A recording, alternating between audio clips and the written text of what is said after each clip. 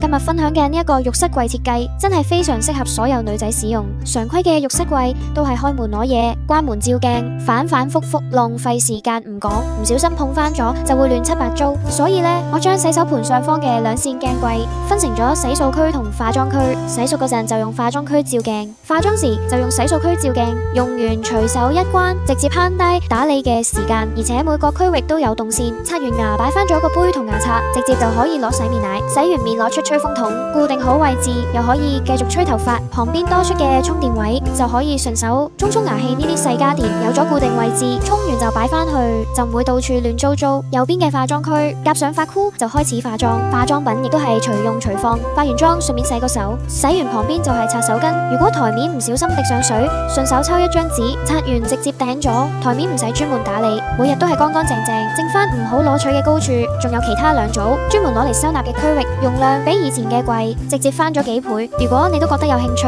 快啲 follow 我哋啊！